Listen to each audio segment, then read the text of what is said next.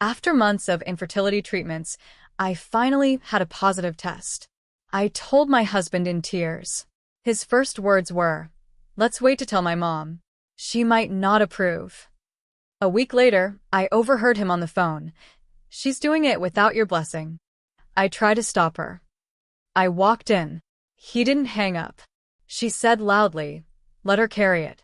We'll take over once it's born." That call changed everything. We'd been trying for a baby since right after our second anniversary. I was 34, Marcus was 36, and we figured it would happen fast. But month after month passed and nothing. I got poked, scanned, tested. Blood draws, hormone shots, tears in the bathroom at baby showers, holding back the urge to scream every time someone said, "Just relax, it'll happen." It wasn't happening. Until it did. It was 5:12 a.m. on a rainy Wednesday in Portland, Oregon. I was shaking when I saw the 2 pink lines. After all the negative tests, I almost didn't believe it. I double-checked the instructions. I took another one. Same result. I sat on the edge of the tub, holding my breath, and cried. Then I ran to the bedroom, still crying, holding the test. "It's positive," I whispered to Marcus, who was half asleep. He sat up, rubbed his face, and said, "Let's wait to tell my mom. She might not approve." I just stared at him. I thought maybe he didn't hear me right. "What?" I asked. He nodded slowly. "I'm just saying. We should wait. She's gonna think it's too soon." Too soon? We'd spent thousands on fertility treatments. I'd sat alone in doctors' offices with swollen ovaries and sore arms from blood draws. We cried together when cycles failed. Or I thought we cried together. I thought maybe he was nervous. Maybe it was just too early for him to process. He didn't even hug me. Over the next few days, I tried to brush it off. Told myself he just needed time. He was acting a little distant, but I figured that was stress. I made my first prenatal appointment, and he said he'd come, but the night before, he said he had to work. "I can't miss this call," he said.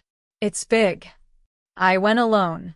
That morning, they did blood work, gave me vitamins, and handed me a packet that said, "Congratulations, Mama." I sat in the car afterwards and cried. When I got home an hour earlier than planned, his voice caught my attention the second I walked in the door. He didn't hear me come in. He was on speakerphone, pacing slowly in the living room. I stopped in the hallway. I told her it wasn't the right time. "She's doing it without your blessing." I tried to stop her. It took me a second to realize what he was talking about. Then a woman's voice came through, sharp and loud. His mother. "She's not thinking straight. Let her carry it. We'll take over once it's born.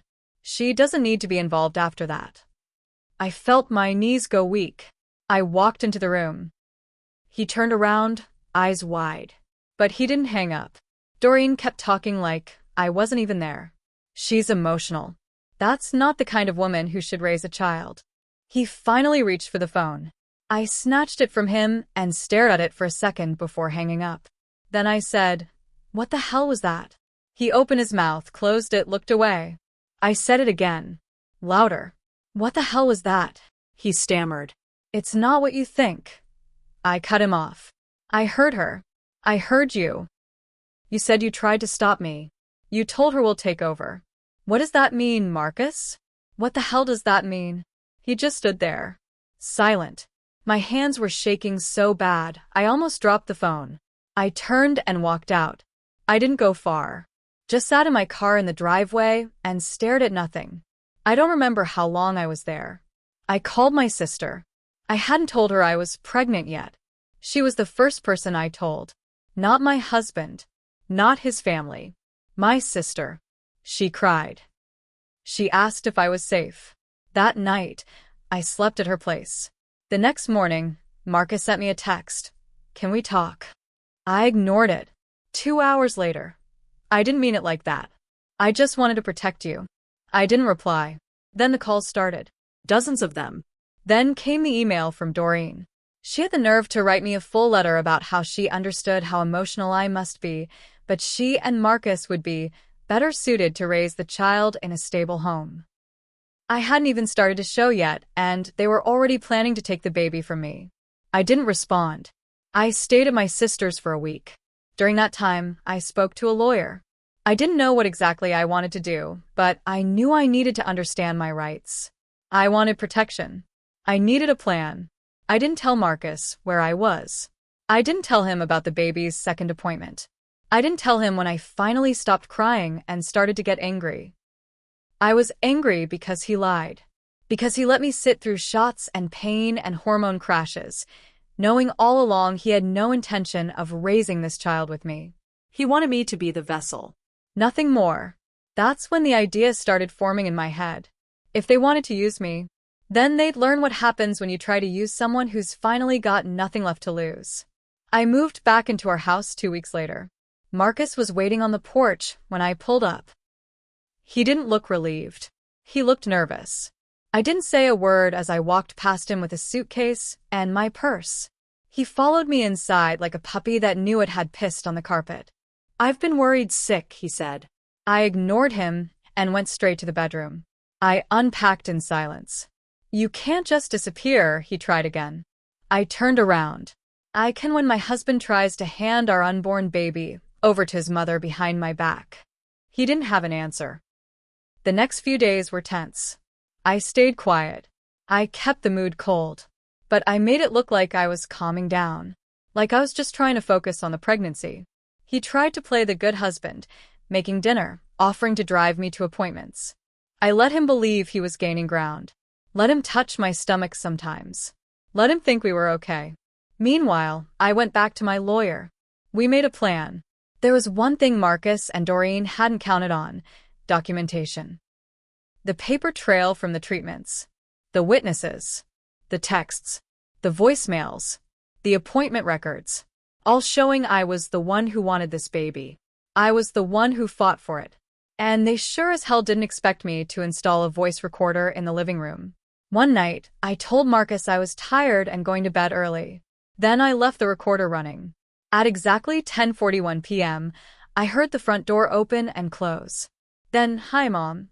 "Doreen." I sat on the stairs and listened through the crack in the door.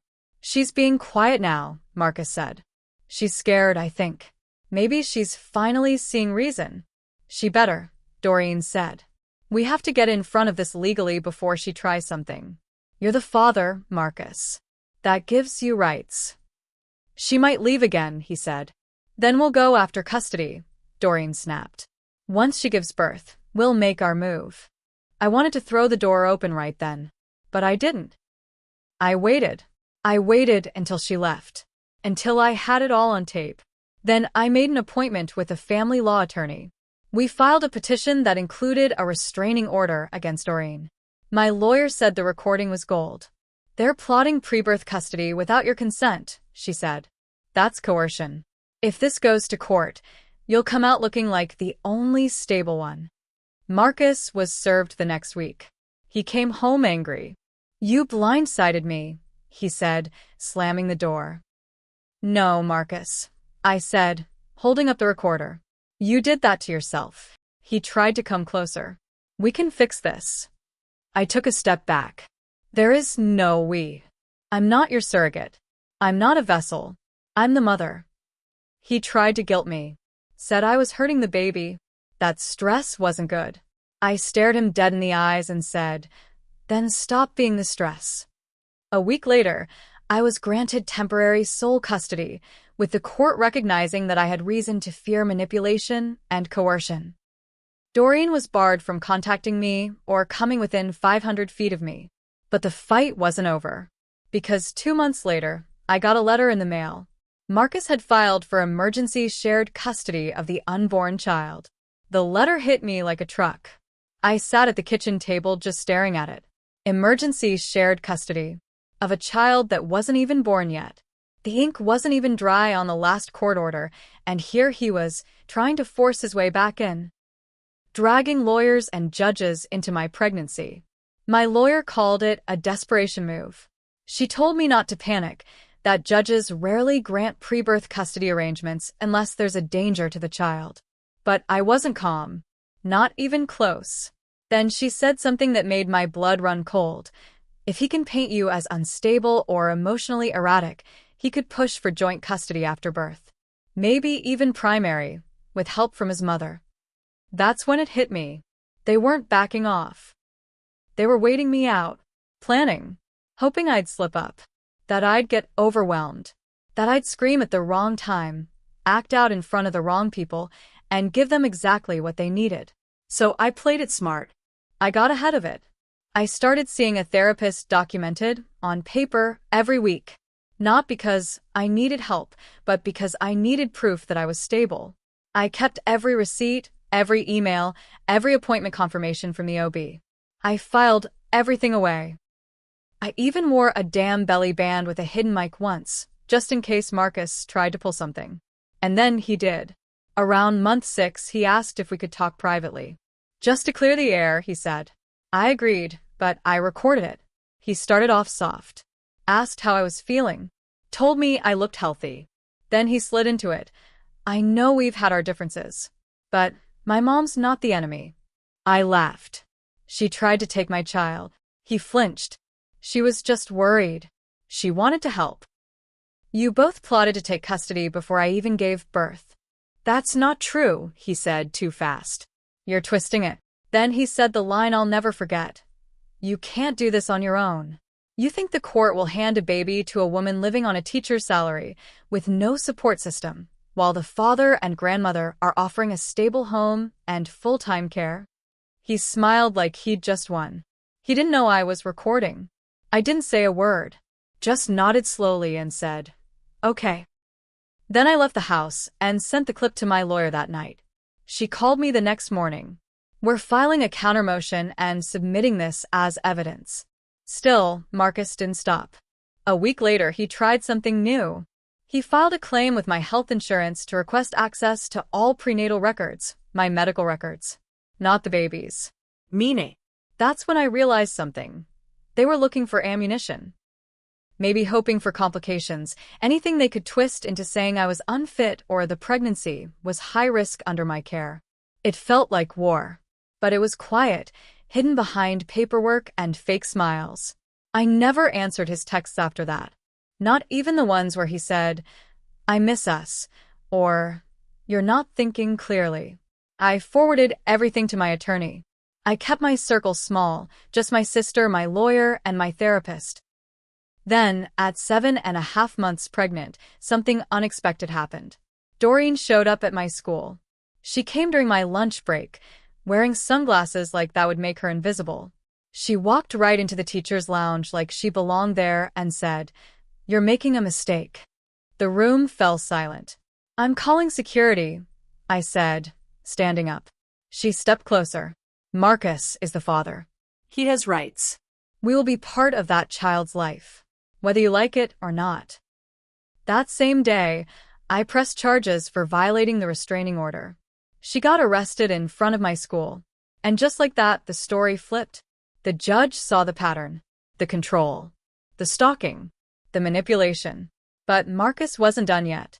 Because the very next week, I found something slipped under my apartment door. An envelope. Inside was a copy of a will. It had Marcus's name on it.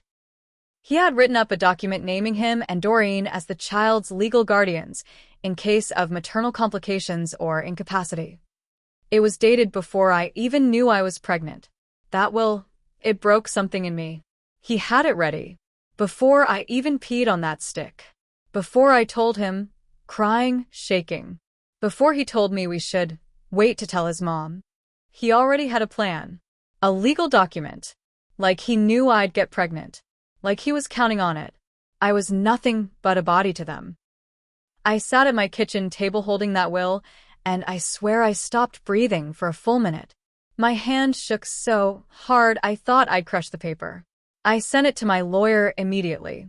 She called me back within the hour. This is disturbing, she said. And dangerous. We're going full protective mode. She helped me file for a court-monitored birth plan. We got paperwork in place that would block Marcus and Doreen from the delivery room. From the hospital. From everything. I gave the hospital security their names and photos.